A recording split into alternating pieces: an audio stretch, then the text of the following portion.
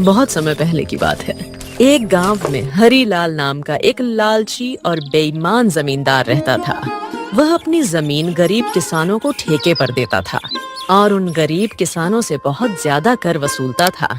जमींदार हरीलाल बहुत ही ज्यादा लालची था। गरीब किसानों को बहला फुसलाकर पहले ठेके में काम करवाता और बाद में किसानों से ही शर्त रख देता।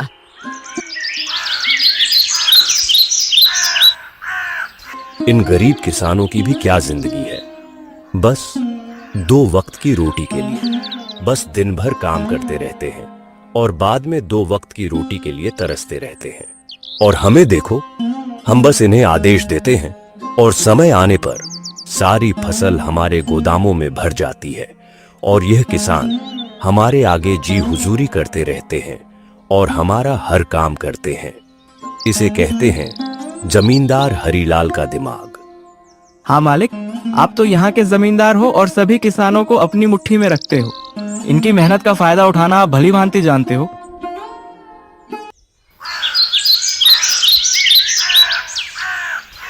मदन अगले दिन खेती करने के लिए उस खेत में पहुंच जाता है। चलो, जमींदार साहब से जमीन तो मिल गई है, अब इसमें खेती करना शुरू कर देता हूँ। उम्मीद है इस साल अच्छी फसल होगी। मुझे इस जमीन पर बहुत मेहनत करनी होगी, तभी मेरे लिए कुछ बच पाएगा। मदन उस खेत पर दिन रात भी मेहनत करता है और फसल उगाता है। कुछ महीनों बाद गेहूं की फसल उग कर तैयार हो जाती है। मदन गेहूं की फसल की कटाई भी शुरू कर देता है।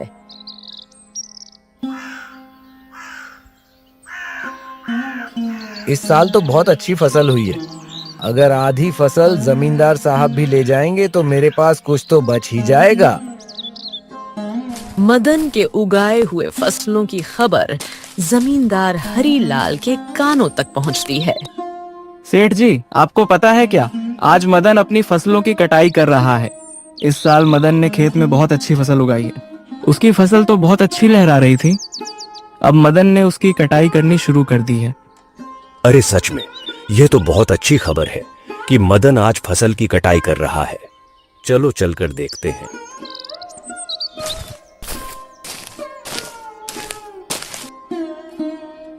अरे मदन, फसल तैयार हो गई है। अरे इस बार तो यह फसल काफी अच्छी लग रही है। हाँ मालिक, इस बार मैंने गेहूं की फसल लगाई है। इतनी अच्छी फसल उगाने के लिए इस बार मैंने इस खेत में अपना जी जान, खून पसीना सब लगा दिया है। मैंने दिन रात इस खेत में बहुत मेहनत की है, तब जाकर इतनी अच्छी फसल हुई है। अब तो मैंने कटाई भी शुरू कर दी है। अरे भाई, तुम्हारी मेहनत से कुछ नहीं हुआ है। यह तो मेरी उपजाऊ जमीन का कमाल है जो इतनी अच्छी फसल हुई है। तुम्हारी मेहनत हो या ना हो, फसल तो होनी ही थी। मालिक, खेत भले ही उपजाऊ हो मगर उसमें मेहनत नहीं होगी तो फसल कैसी होगी। मैंने बहुत मेहनत की है इस खेत में। ज्यादा मत बोल मदन, मेहनत तो किराए के मजदूर भी करते हैं। असली कमाई का हकदार वही है जिसकी जमीन है। शर्त के मुताबिक अब जल्दी से मेरे हिस्से की आधी फसल निकाल। मुझे जल्दी जाना है, मुझे और भी काफी काम है। यह कहकर जमींदार मदन से सारी अच्छी गेहूं की फसल लेकर चला जाता है और खराब फसल मदन के पास छोड़ देता है, जिसे देखकर मदन मायूस हो जाता है। हे भगवान, इतनी कड़ी मेहनत करने के बाद बस इतनी सी फसल मेरे हाथ आई है। हम गरीबों को लोग ऐसे ही लूटते हैं। इतनी कड़ी मेहनत करने के बाद भी हमारे हाथ में कुछ नहीं आता है। हे भगवान, कब मेरी अपनी जमीन होगी। मदन इसी तरह अपनी जिंदगी काट रहा था। कुछ महीनों बाद मदन का बेटा सूरज, जो शहर पढ़ने के लिए गया था, वापस गांव आ जाता है। गांव आने पर जब उसने गांव का नजारा देखा तो उसे बहुत दुख हुआ। पिताजी, हमारे गांव का ऐसा हाल क्यों है? गांव के सभी लोग दुखी और परेशान नजर आ रहे हैं। आखिर बात क्या है? बेटा, इस गांव में गरीब किसानों की यही किस्मत है। जमींदार हरीलाल जैसे लोग हमारी गरीबी का फायदा उठाते हैं। मेहनत हम करते हैं और उसका फल जमींदार हरीलाल जैसे लोग खा जाते हैं। हमारे पास न अपनी जमीन है और न अधिकार। हम गरीब किसान बस मेहनत करते हैं और भूखे रहते हैं। किसानों की यह स्थिति सुनकर सूरज बहुत दुखी हो जाता है।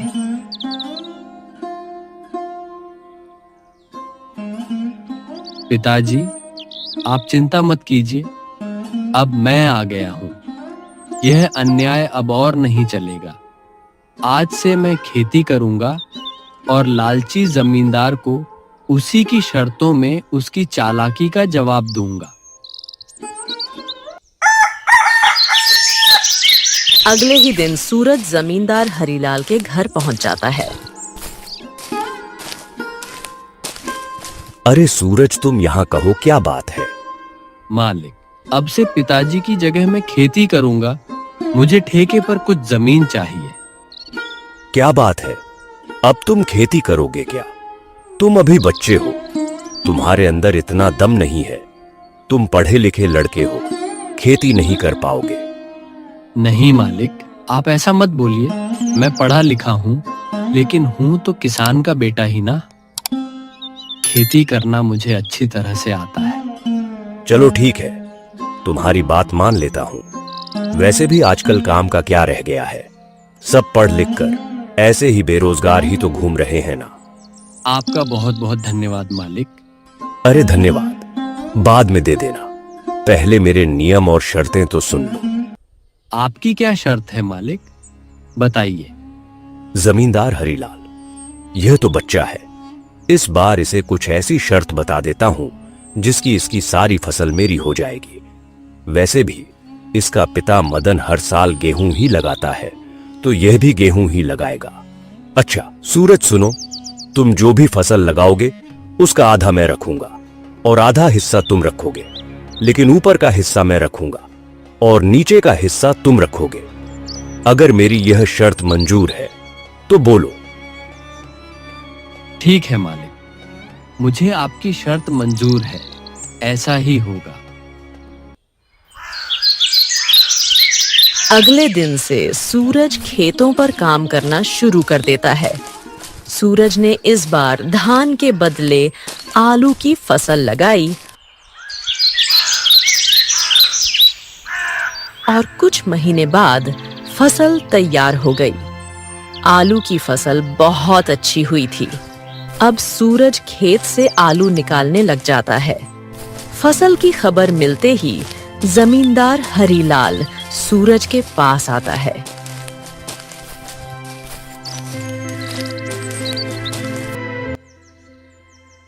अरे सूरज, शर्त तो याद है ना तुम्हें? आधा मेरा और आधा तुम्हारा। हाँ हाँ मालिक, मुझे सब कुछ याद है। आधा आपका और आधा मेरा। और आपने कहा था कि नीचे का हिस्सा मेरा होगा और ऊपर का हिस्सा आपका होगा, तो आप ऊपर का हिस्सा ले सकते हैं। अरे मालिक, इसने तो चालाकी कर दी। ये धान का फसल नहीं है, ये तो आलू की फसल है। अरे ये क्या, इस बार तुमने आलू लगाया है? हाँ मालिक, पिताजी इतने सालों से धान की ही फसल लगा रहे थे, तो मैंने सोचा कि इस बार आलू की फसल लगा देता हूँ। अरे मैं क्या करूंगा इस घास को लेकर, जबकि सारे आलू तो तुम ले रहे हो। आप ही की शर्त है मालिक, आप ही ने शर्त बताई थी और अब आप ही शर्त मानने को तैयार नहीं है। मैं कुछ नहीं जानता, आप अपना ऊपर का हिस्सा ले जाइए। इस तरह सूरज ने अपनी चालाकी दिखाते हुए लालची जमींदार को मुंह तोड़ जवाब दिया और सभी आलू लेकर घर आ गया और घास फूस जमींदार के हिस्से छोड़ आया। मालिक, पूरे गांव में आज तक किसी ने भी आपसे चालाकी दिखाने की हिम्मत नहीं की और ये सूरज का बच्चा आपको इतनी आसानी से बेवकूफ बना गया। अरे वह बच्चा मुझे क्या बेवकूफ बनाएगा? आने दो उसे, अगली बार मैं उसे ऐसा सबक सिखाऊंगा कि मुझसे दोबारा उलझने की कोशिश नहीं करेगा।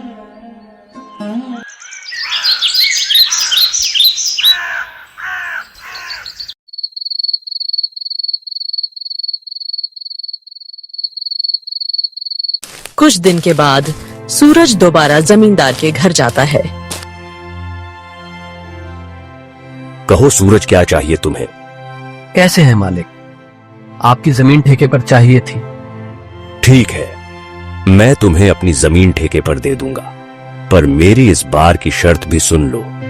लड़के, इस बार तुम्हारी कोई चालाकी नहीं चलेगी। लड़के, इस बार फसल का नीचे का हिस्सा मैं लूंगा और ऊपर का हिस्सा तुम्हारा होगा।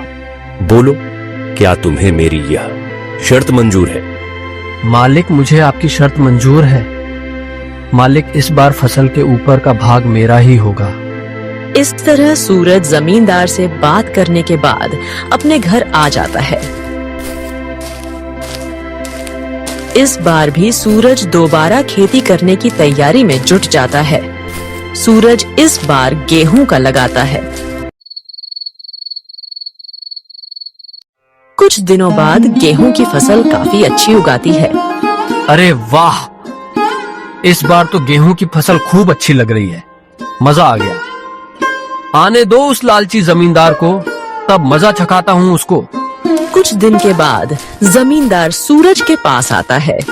जैसे ही जमींदार सूरज के खेत के पास पहुंचा, गेहूं की फसल देखकर उसका तो दिमाग ही चकरा गया। अरे यह क्या? इस सूरज ने तो इस बार गेहूं की फसल लगा दी है। यह लड़का तो जितना मैं सोच रहा था उससे कहीं ज्यादा होशियार निकला।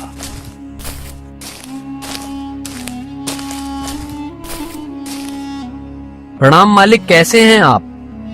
देखिए मालिक, इस बार मैंने गेहूं की खेती की है और आपकी शर्त के अनुसार इस फसल का ऊपर का हिस्सा मेरा होगा और नीचे का हिस्सा आपका होगा। इस तरह अपनी चतुराई से सूरज ने दोबारा जमींदार हरिलाल को मूर्ख बना दिया और जमींदार एक बार फिर से धोखा खाकर गुस्से से तिलमिला गया।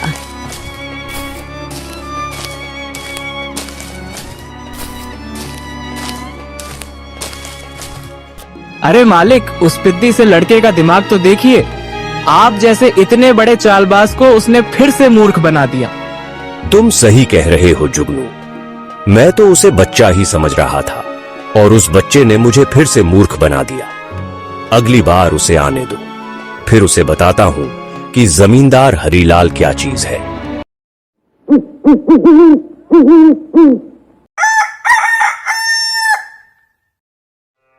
सूरज ने गेहूं की कटाई की और सारी फसल अपने घर ले आया और उस फसल का कुछ हिस्सा सूरज ने गांव के जरूरतमंद लोगों में बांट दिया। सूरज और उसका पिता मदन दोनों ही बहुत खुश थे। कुछ दिनों बाद फिर से फसल उगाने का समय आ गया।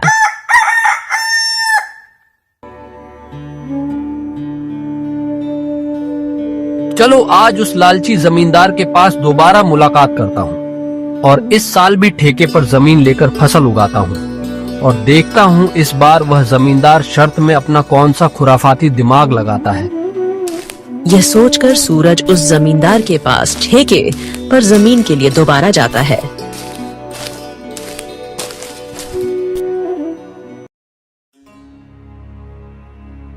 अच्छा, तो तुम मुझसे मिलने दोबारा आ गए। देखो बच्चे, ज्यादा होशियार बनने की कोशिश मत करना। मैं भी जमींदार हरीलाल हूँ। मुझे होशियारी नहीं आती है मालिक। मैं तो एक गरीब किसान का बेटा हूँ। होशियार तो आप लोग हो जो गांव के गरीब किसानों की मजबूरी का फायदा उठा रहे हो। अपनी जुबान पर काबू रखो सूरज। तुम यह क्या बोल रहे हो? जिस काम के लिए आए हो वह बात करो। यहाँ ज्यादा ज्ञान बांटने की जरूरत नहीं है। चलो काम की बात करते हैं। मुझे इस बार भी आपकी जमीन ठेके पर चाहिए। बताइए, इस बार आपकी क्या शर्त है? हाँ, शर्त तो है। तू खुद को बड़ा होशियार समझता है ना बच्चे। चल, इस बार फसल का ऊपर का और नीचे का हिस्सा मेरा होगा और बीच का हिस्सा तेरा होगा। अब बोल, क्या यह शर्त मंजूर है?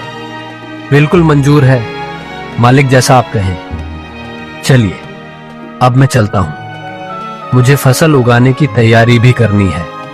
लालची जमींदार की बात मानकर सूरज अपने घर चला जाता है।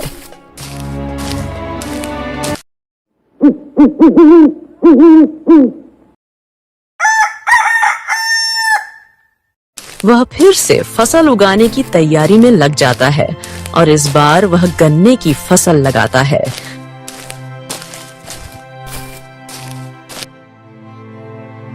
सूरज बेटा इस बार खेती में कौन सी फसल लगाया है? पिताजी, इस बार मैंने गन्ने की खेती की है। फसल काफी अच्छी हुई है। इस बार भी आमदनी अच्छी होगी पिताजी।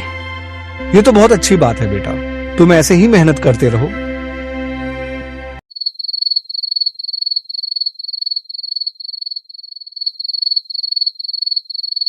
कुछ दिनों बाद लालची जमींदार और जुगनू दोनों सूरज के पास आने लगे।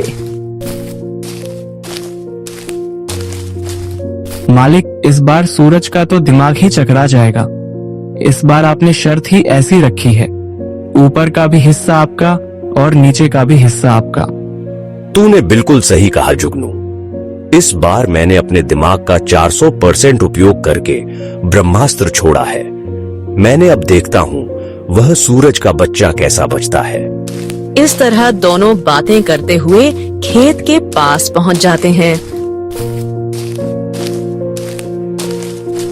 और जैसे ही वह खेत के पास पहुंचते हैं तो देखते हैं कि इस बार सूरज ने गन्ने की खेती की है। ये सूरज तो आपका भी बाप निकला। देखिए जरा इसने इस बार कौन सी फसल लगाई है। अरे ये क्या, इसने तो इस बार गन्ने की फसल लगाई है। अब बताओ भला ऊपर का और नीचे का हिस्सा मेरा होगा और बीच का हिस्सा उसका होगा। मतलब इस बार भी मेरे हिस्से में घास फूसी आनी है। मैं इस बार भी बेवकूफ बन गया। मान गए इस किसान के बच्चे के दिमाग को।